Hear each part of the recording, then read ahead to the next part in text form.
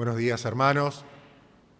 El mensaje que tenemos para compartir hoy se titula Pase el testamento, corredor, y su propósito es que entendamos la importancia de pasar sabiduría a las nuevas generaciones. Hay una actividad que surgió en Atenas, en la antigüedad clásica. Era una carrera que se hacía desde el templo de uno de los dioses, mejor ni nombrarlo, hasta el cementerio, un cementerio que está todavía para visitar, que se llama Karameikos, una distancia de 1.600 metros. Lo que se hacía, se salía al templo del dios con una antorcha en la mano y se iba corriendo rápido, pues la superstición de ellos de que tenía que llegar rápido hasta el otro lado, pero como el terreno de Atenas, que es por momentos medio empinado, lo que tenía que hacer era ir pasando la antorcha, lo agarraba otro corredor, seguía corriendo y así por lo menos 4 corredores. Y ese es el origen de la carrera de postas, donde se hace un pasaje parecido con un testigo, con un testimonio, también se llama, estafeta, le dicen en algún país por ahí también, que generalmente es una carrera de velocidad, que se trabaja en equipo, y lo que se pasa es el testimonio, un cilindro de unos 30 centímetros más o menos, tiene que tener un peso mínimo de 50 gramos, menos de eso no puede pasar, porque si no ya es trampa, es demasiado liviano, y tiene que ir pasando de mano en mano en corredor, arrancando uno de los corredores en el origen, hasta que el último de ellos llega a la meta. Existe también un montón de variantes de este tipo de deporte. Hay alguno que es con carreras no de velocidad, sino carreras de fondo, largas, y allá se encuentra uno, le pasa el testimonio al otro, lo agarra y sigue corriendo. Incluso ahí hasta hay una variante que se hace en natación incluso también. No debe ser muy cómoda nadar con algo en la mano, pero también existe. Lo común, que son los estándares olímpicos, son dos. Uno es 4 por 100 metros y el otro es 4 por 400. O sea, 4 corredores, 100 metros cada uno, o 4 de 400. Pero después se puede organizar como se quiera y se puede hacer de distintas maneras. Entonces es una carrera, es una disciplina del atletismo, pero a su vez es un trabajo en equipo. Ahora, en la carrera de testimonio, o la carrera de postas, lo más crítico es justamente el pasaje del testimonio, el cilindro. Esa es la parte más complicada de todos. Generalmente dentro de la pista se deja un tramo que está marcado, que es un tramo de 20 metros, dentro del cual se tiene que dar el pasaje. Si se da antes o se da después, queda descalificado el equipo. Dentro de esos 20 metros, por un tema de practicidad, nunca paran de correr ninguno de los dos corredores, ni el que entrega el testimonio ni el que lo recibe, ninguno de los dos. Si paran para hacerlo, la quedan. Entonces, justamente cuando va llegando o lo escucha, generalmente el corredor que viene a continuación lo escucha o el otro grita cuando está llegando a una distancia para que empiece a correr y dentro de los 20 metros poder alcanzarle el testimonio para que el otro lo agarre y siga corriendo. Hay un montón de variantes e interpretaciones y según gusto del entrenador cómo lo arregla. Por ejemplo, la forma de pasaje, ¿no? Si es con caída de mano, si es con levantada de mano, si es con las manos cruzadas y el que lo recibe, si lo recibe con la mano para arriba, con la mano recta o con la mano para abajo, dependiendo de la posición. Tiene que ser armonioso la pasada, ¿no? Tiene que hacer juego la forma en que lo pasa el que viene con la forma en que recibe el testimonio el que va a continuar después la carrera.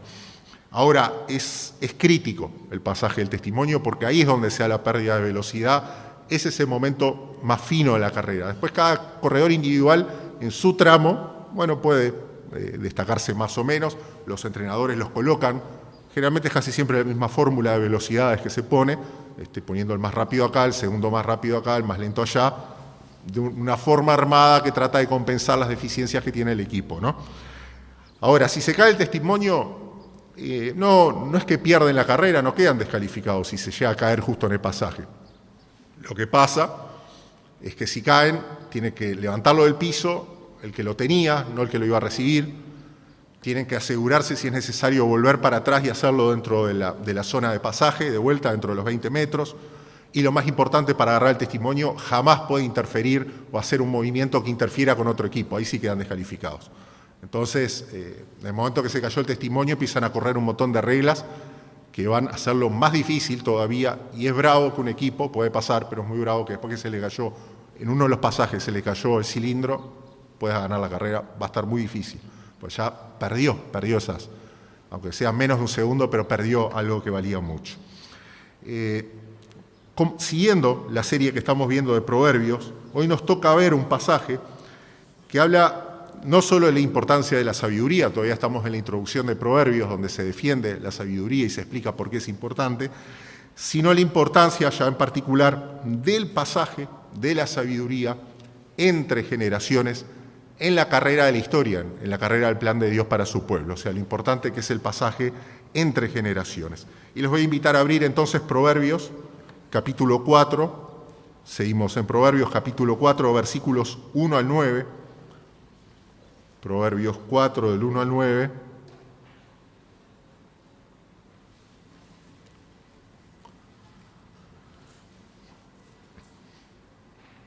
Proverbios 4, del 1 al 9, que dice así: Oigan, hijos, la instrucción de un padre, y presten atención para que ganen entendimiento, porque les doy buena enseñanza, no abandonen mi instrucción. Cuando yo fui hijo para mi padre, tierno y único a los ojos de mi madre, entonces él me enseñaba y me decía: retenga tu corazón mis palabras, guarda mis mandamientos y vivirás. Adquiere sabiduría, adquiere inteligencia, no te olvides ni te apartes de las palabras de mi boca.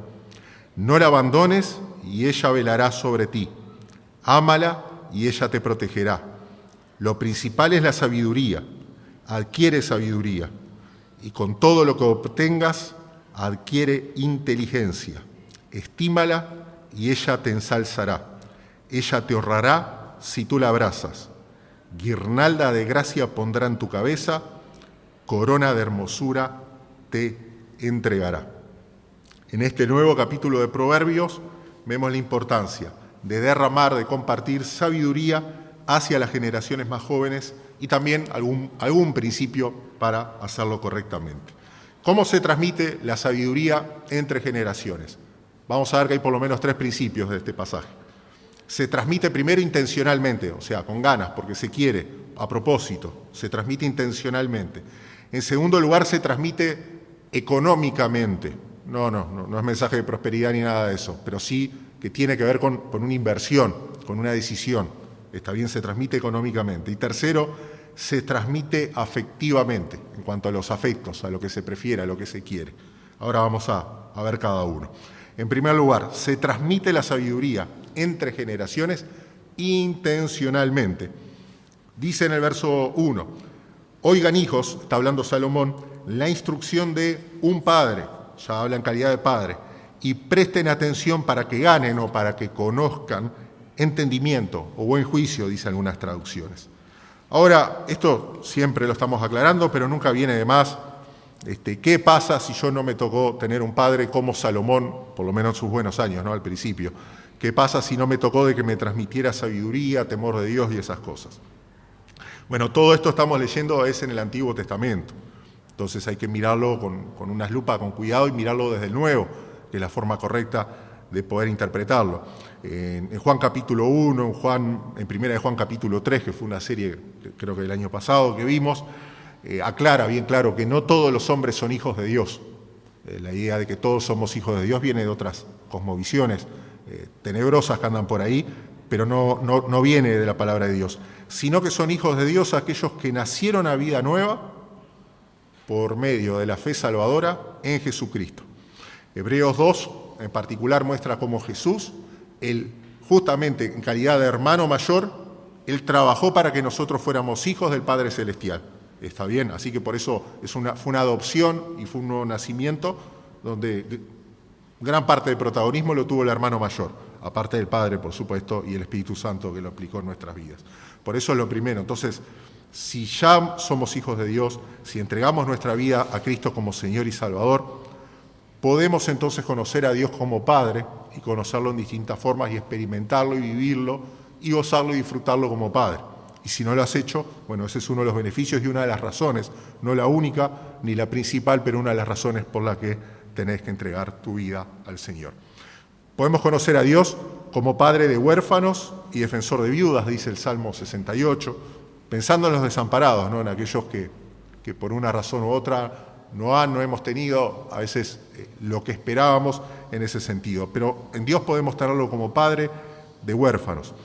como el que nos levanta aun si nuestros padres nos dejaran, dice el Salmo 27. Así también podemos experimentar a Dios, como nacidos para Dios, exclusivamente para su propósito, no producto de esto, bueno, de una circunstancia, de lo que sea, de una situación que pasó, sino nacidos dentro del propósito y la elección y la buena voluntad y la decisión querido justamente por Dios. Es lo que dice Ezequiel capítulo 16 en un pasaje que está hablando de otro tema. Así que si estás en Cristo y tenés a Dios como Padre, en primer lugar, que te instruye y te da sabiduría y mucho mejor de lo que podía hacerlo Salomón con sus hijos. Ahora, volviendo, la naturaleza de esta sabiduría que estaba transmitiendo Salomón intencionalmente a sus hijos. Verso 2, dice, porque les doy, o les he dado, dice en otras versiones, buena enseñanza, o buen aprendizaje, ¿no? Más bien la parte que tiene que ver con lo que hace el alumno, aprender, ¿no? Así que no abandonen mi instrucción, no abandonen mi ley, no abandonen mis enseñanzas. Ahora, Dios no nos enseña solo para que seamos instruidos nosotros. Porque fíjense, en el verso 1 decía, oigan hijos, era Salomón instruyendo a sus hijos en particular. Entonces, un principio de la sabiduría, por básico que parezca, es que se tiene que transmitir a los hijos allí donde los hay. Dice en Proverbios 22:6, pasaje mucho más conocido, instruye al niño en su camino y aun cuando fuere viejo, no se apartará de él. Entonces, Dios nos transmite sabiduría para que podamos instruir a nuestros hijos. Ahora, ¿solo los padres? No, ahora vamos a ver que hay un montón de variedades con eso, ¿no? Que son los que instruyen en sabiduría a los hijos, para nada. Es lo que dice el verso 3, ya nos va diciendo algo de eso.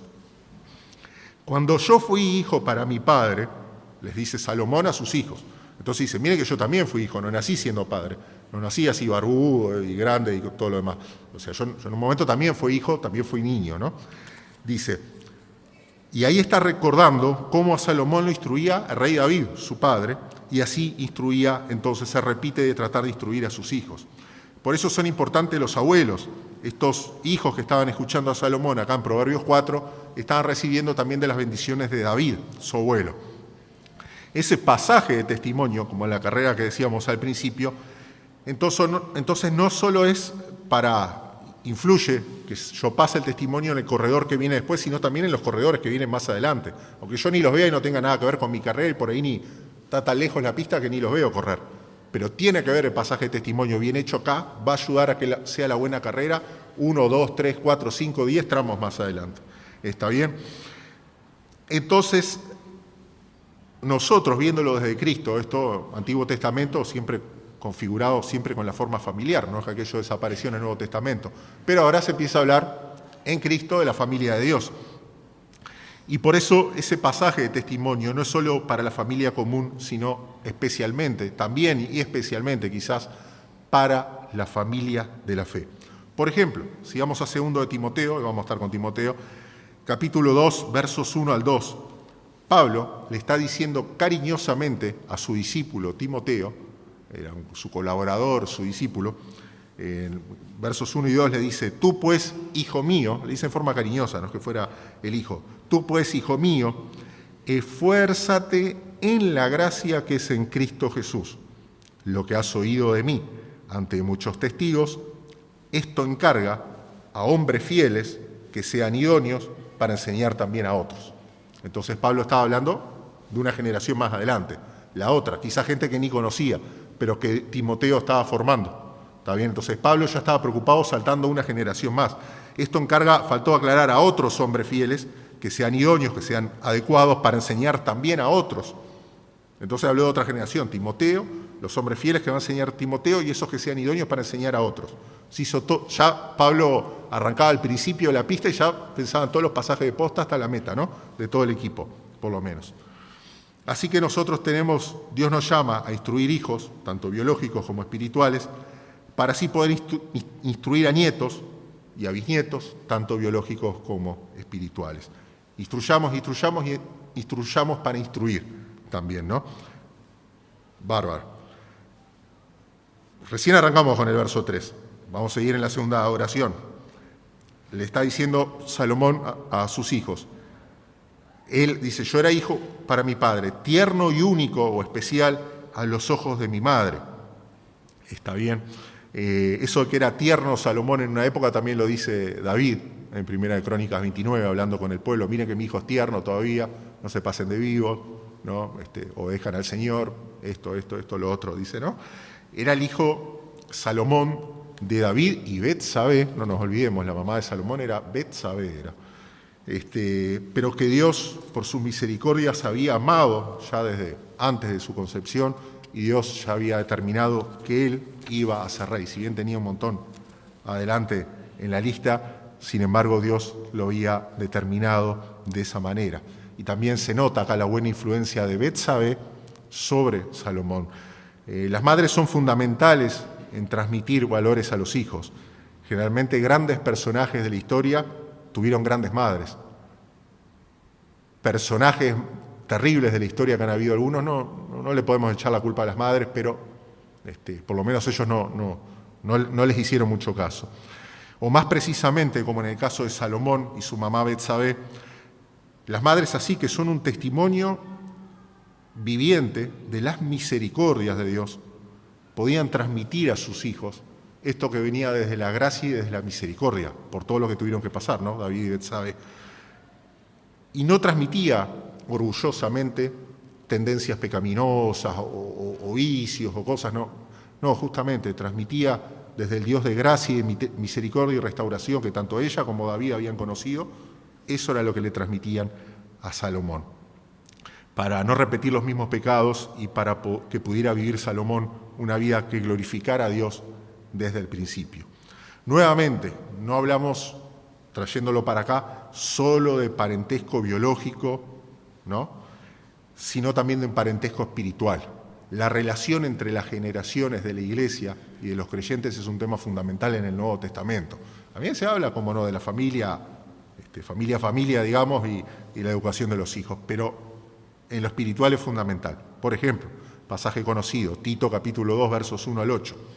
Ahí Pablo también le escribe a su otro hijo espiritual, Tito, que estaba ahí en Creta, que era medio bravo Creta, y agarra bien él y le dice, mirá, yo te doy varias instrucciones que tienen que ver con varias generaciones. Presta atención, Tito. Tito 2, del 1 al 8. Pero tú habla lo que está de acuerdo con la sana doctrina, que los ancianos sean sobrios, serios, prudentes, sanos en la fe, en el amor, en la paciencia. Las ancianas asimismo sean reverentes en su porte, no calumniadoras, no esclavas del vino, maestras del bien, que enseñen a las mujeres jóvenes a amar a sus maridos y a sus hijos, a ser prudentes, castas, cuidadosas de su casa, buenas, sujetas a sus maridos, para que la palabra de Dios no sea blasfemada. Exhorta asimismo a los jóvenes a que sean prudentes, presentándote, tú en todo como ejemplo de buenas obras, en la enseñanza mostrando integridad, seriedad, palabra sana e irreprochable, de modo que el adversario se avergüence y no tenga nada malo que decir de ustedes. Así que Pablo tenía una preocupación generacional y por eso hablaba todas estas cosas. Sigamos, verso 4. Sigue Salomón hablando a sus hijos de lo que aprendió con David.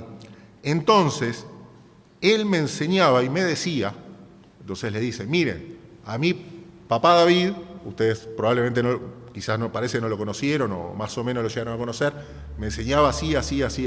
Entonces yo les transmito a ustedes. Él me enseñaba, así que no se sorprendan con lo que estoy haciendo con ustedes, le dice Salomón a sus hijos.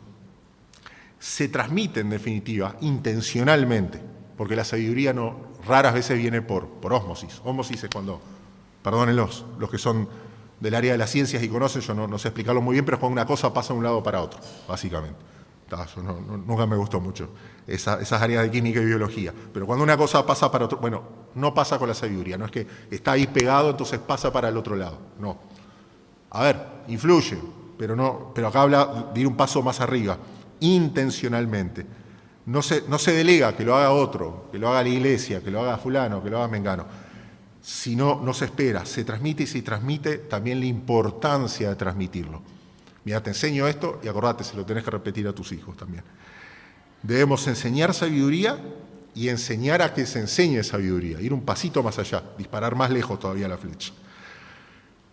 David y su hijo Salomón, una aclaración importante, ellos tuvieron reinados y desafíos muy distintos en sus reinados. Las experiencias de ellos eran distintas, vivieron distintas épocas y tuvieron distintas necesidades. David, básicamente, y no me quiero correr mucho para el costado, Dios lo levantó, si podemos hacer un resumen del ministerio de él es gestionar las consecuencias del pecado acumulado del pueblo. Dios lo levantó para eso. Él tenía que gestionar toda esa desobediencia que venía de tiempos de Josué y de los jueces y todo eso, y todo lo que se había acumulado, hacer limpieza con eso. Eso fue lo que Dios le encomendó a David. Así, resumen, vida y obra de David fue eso más o menos lo que tuvo que hacer.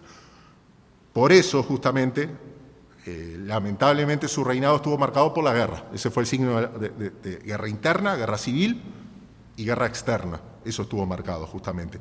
El reinado de David, si se lo puede pintar de un color, lamentablemente es de rojo sangre, se lo puede pintar. A Salomón, en cambio, Dios lo puso para gestionar la paz y la abundancia que David había comprado. Que eso también es un desafío. Porque quizás David, estar siempre tan apretado y ahorcado de un lado y de otro, en general, y los momentos que estuvo cómodo no le fue bien, en general eso lo mantenía derechito con Dios. Después los momentos que se sintió medio cómodo y como empezaron los problemas. ¿Está bien?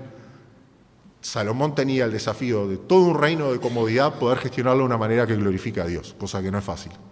Si me van a elegir de los dos, ninguno estaba muy bueno, pero me quedo con el de David. Es más fácil gestionar la violencia que gestionar la paz. Pero bueno, fue lo que le tocó.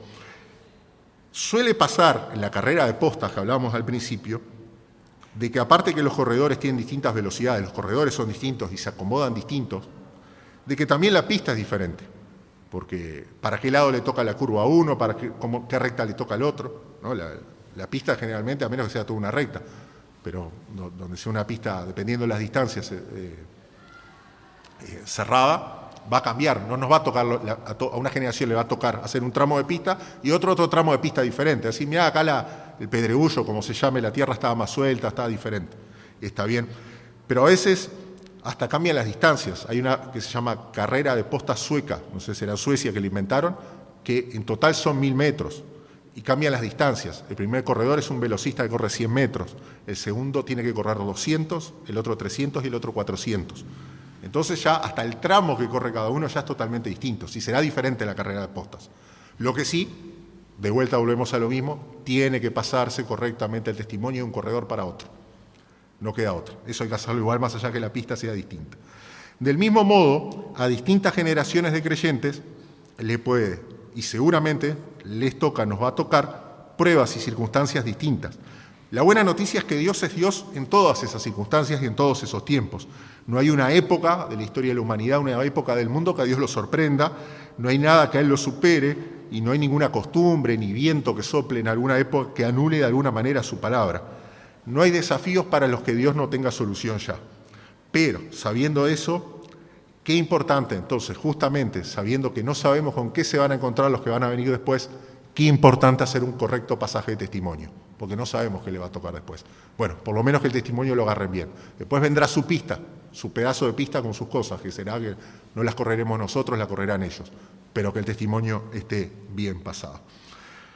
Ahora podemos pensar, bueno, supongamos que tengo la intención de transmitirlo, el testimonio, o transmitir la sabiduría de Dios, y además transmitir la intención de transmitirlo. O sea, si te lo paso y vos pasalo, está bien. ¿Lo hago solo con palabras eso? Porque hasta ahora está hablando, está dando un discurso.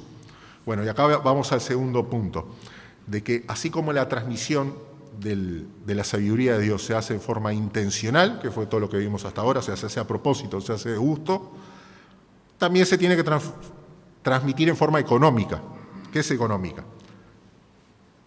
Miren lo que dice, continúa el verso 4, en realidad cortamos la mitad del 4, ¿no? Retenga tu corazón mis palabras, guarda mis mandamientos y vivirás. O sea, siguiendo con David y Salomón, vemos David ya viejo exhortándolo a Salomón que guarde, dice, mis palabras. En realidad eran las palabras de Dios. Lo que pasa que a esa altura de la vida, a los golpes y por la gracia de Dios, David ya las estaba reteniendo él, entonces podía hablarlas como propio. Acordate de mis palabras. Podía decirle recién en esa etapa de la vida, ahora sí, imítame como yo imito a Cristo, parafraseando a Pablo, ¿no? Y le dice a Salomón, parte de la pista que tenía Salomón incluía construir el templo, ese era el desafío. Y le dice, está bien, vos vas a construir el templo, yo no pude hacerlo porque mi reinado fue de sangre y Dios no me lo permitió. Pero acordate, primero obedece a Dios, Lo más importante es obedecerlo en lo que ya sabemos de Dios, en lo que ya está revelado, lo que ya está escrito. Vos tenés un llamado, una pista particular, que 100 metros, 200 metros, que curva para acá, curva para allá, está todo bien. Pero la voluntad revelada de Dios es la misma para todos los creyentes de todas las épocas. Primero obedece esto. Yo estoy en una época especial, no estás en una época especial. Pero estamos en una nueva era, así como no estamos en la era de la palabra de Dios, hermano. No conozco otra, por lo menos en este universo, y creo que no hay otros también. Contrario a lo que nos dicen algunas películas que son, no digo que estén mal, pero volviendo acá a la realidad, este es el único. Así que, ¿vivimos tiempos diferentes? Sí, vivimos tiempos diferentes, pero es el mismo Dios y la revelación especial de Él es la misma, así que no hubo grandes cambios en nada. Tendremos que verlo, obviamente, podremos discutir alguna aplicación quizás, pero la palabra de Dios sigue siendo la misma. Y David tenía dificultades para hablar con Salomón, porque Salomón había cosas que se enteraba, por supuesto, y sabía, aunque habían ocurrido antes del nacimiento de él. Hay un versículo muy importante que viene que ver con el transmitir. Volvemos de vuelta al Nuevo Testamento, volvemos de nuevo a Pablo, Efesios 6:4. Y ustedes, padres, no provoquen a ira a sus hijos, sino críenlos en disciplina y amonestación del Señor. No provoquen a ira a sus hijos, sino críenlos en disciplina y amonestación del Señor. Uno cuando ve esto, y está bien, en parte, está bien porque fue o es un problema real, no lo estamos discutiendo, uno ve hermanos mayores muy heridos por esto, sobre todo, que conocieron una época, dice, no sabes el legalismo que había en mi época, no sabes lo que era. Yo era joven, iba a la iglesia, rodeado de fariseos por todos lados. Te marcaban todo, te decían todo, que vos esto, que vos lo otro, no cruces así los pies, cuidado ese bigote que no te pase el borde de la comisura del labio. Suena medio militar eso, pero sé que era parte de la época también. Un legalismo impresionante. Yo no voy a discutir la lucha, yo no viví esa época, así que no voy a discutir la lucha de los hermanos, ni lo voy a cuestionar. Si realmente fue una época difícil, fue una época difícil. Pero hay que ver la raíz de dónde viene eso.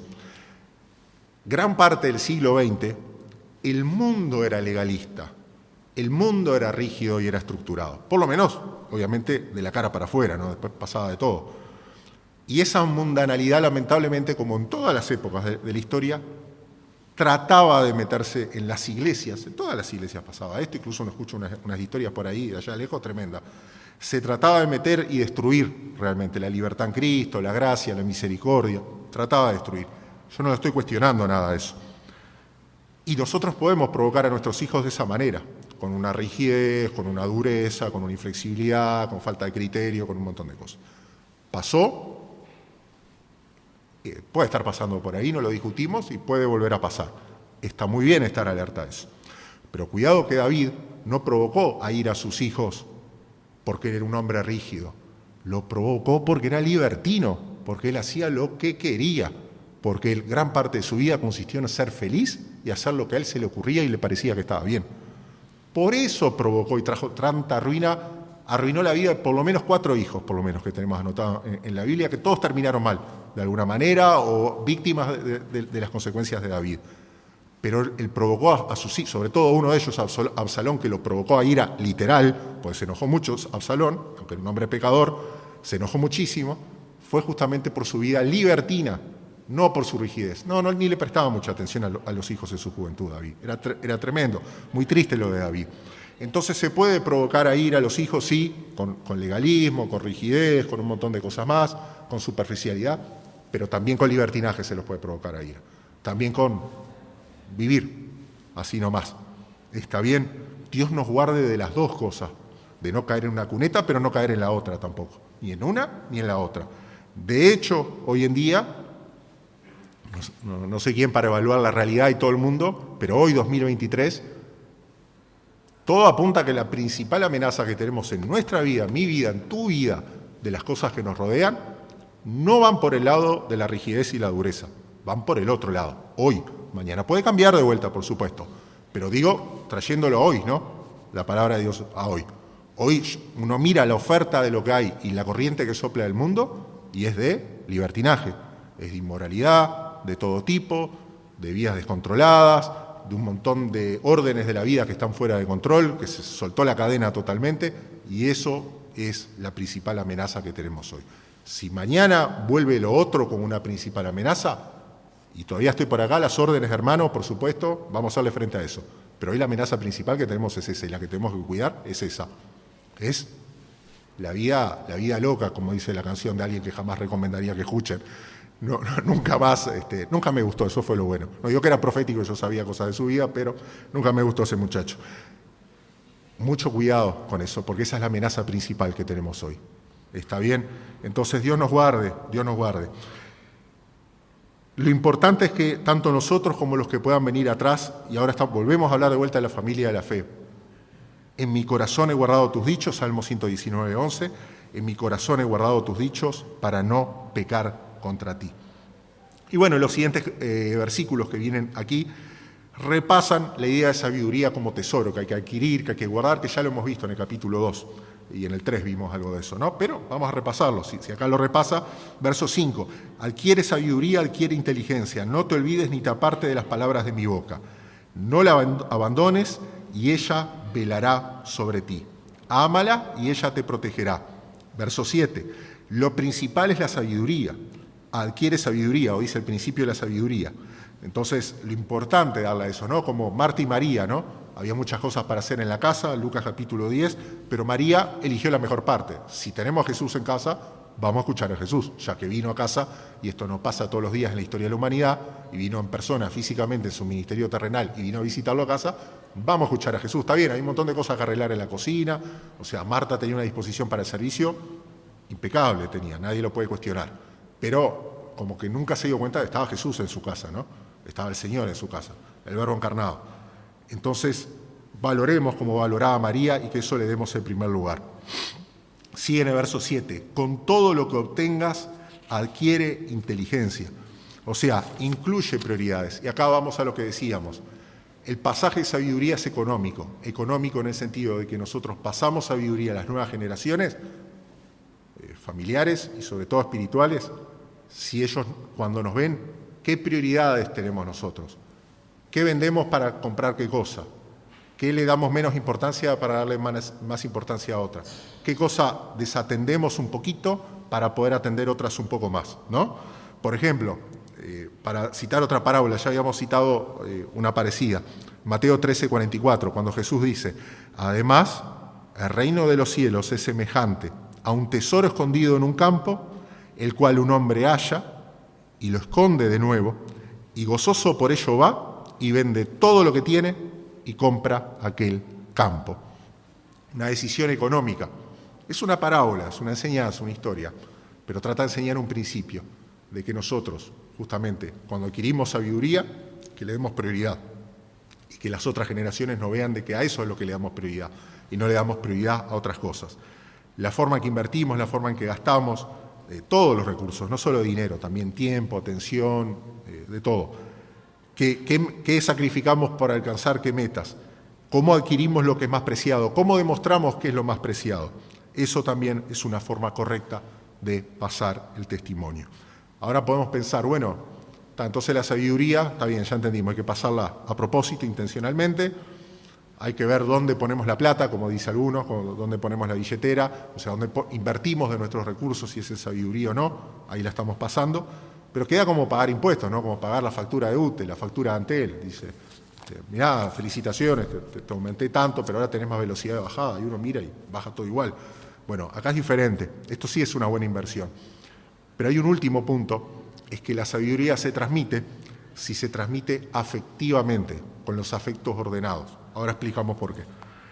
Versos 8 y 9 dice, estímala y ella te ensalzará, ella te honrará si tú la abrazas. Más que la sabiduría, Dios mismo hace eso. Dice en 1 Samuel 2:30, yo honraré a los que me honran. Y en Juan 12:26 promete Jesús, si alguno me sirviere, mi Padre le honrará. Si alguno me sirviere, mi Padre le honrará.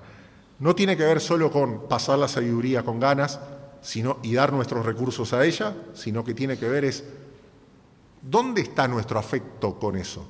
O sea, ¿lo hacemos con ganas? ¿Nos gusta invertir en la palabra de Dios? ¿Invertir en las cosas de Dios? ¿Lo atesoramos? ¿Es algo que nos provoca deleite? Como dice el Salmo, delicias a tu diestra para siempre, en tu presencia y plenitud de gozo. ¿Realmente tenemos plenitud de gozo? ¿Realmente disfrutamos de que sea así? Mi deleite y mi placer es de la presencia de Dios, es realmente de estar delante de Él, de lo que tiene que ver con la gloria de Él y con agradarle a Él.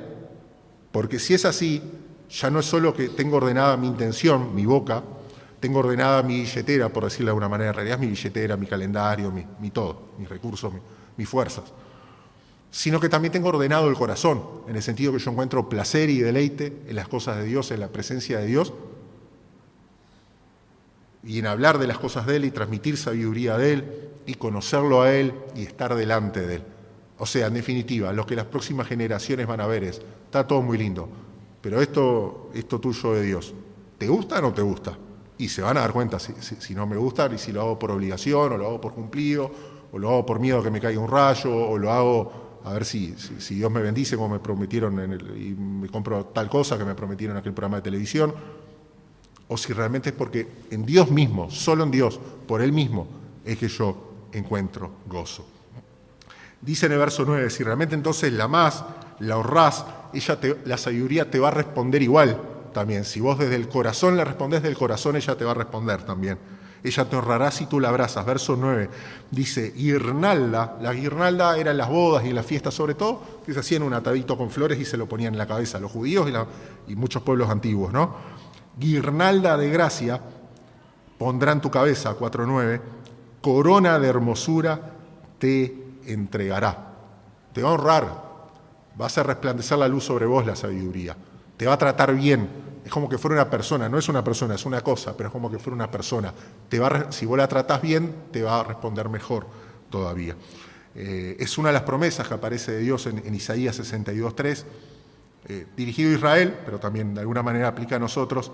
Serás también corona de hermosura en la mano del Señor y diadema real en la palma de tu Dios. Resumiendo, entonces, se transmite la sabiduría intencionalmente, se transmite económicamente, o sea, de dónde volcamos nuestros recursos, qué es lo que mostramos, y se transmite afectivamente mostrando qué es lo que realmente nos gusta. Porque ahí es donde tiene que estar nuestro deleite. Todos los caminos de Dios, si los vemos realmente con un corazón regenerado, son deleitosos, dice Proverbios 3:17. Para nosotros en particular, Cristo tiene que darnos deleite. Dice el Salmo 2, honren al Hijo. Pide que honremos al Hijo, Jesucristo. Ya no solo la sabiduría, sino aquel que es la encarnación de la sabiduría. Juan 8:56, Jesús estaba discutiendo con los judíos no creyentes y le dice, Abraham, el padre de ustedes, se gozó de que había de ver mi día, que un día me iba a ver a mí. Y no entendieron nada, pero Abraham, hace cuántos siglos.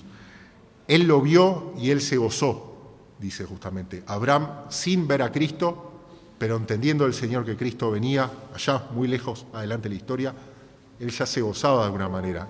Y él podía hablarlo eso y decirlo con propiedad.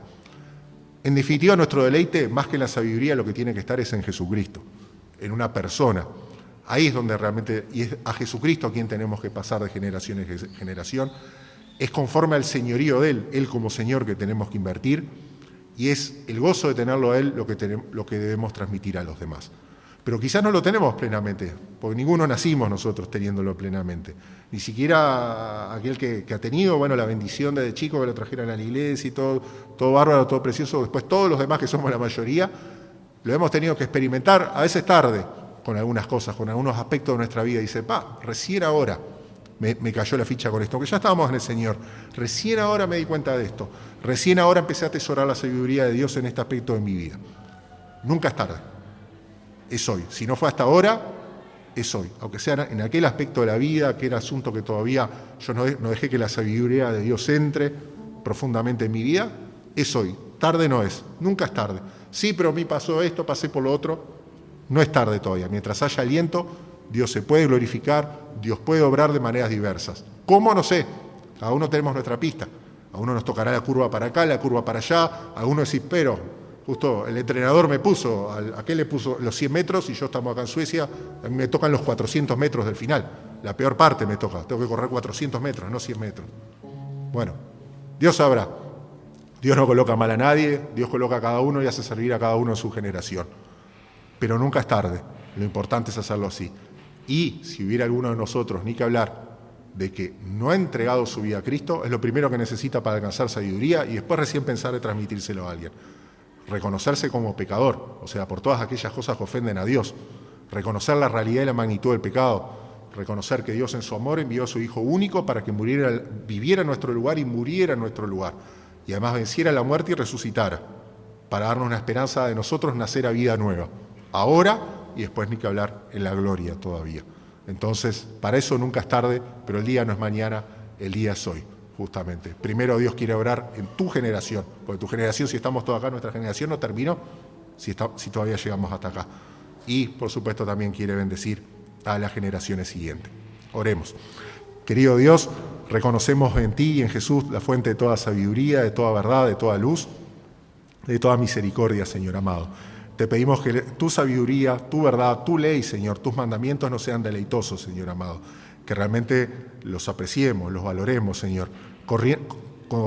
En contra de la corriente de este mundo, en contra de la corriente de nuestro propio corazón, de nuestros pensamientos, sino que encontremos deleite en ti.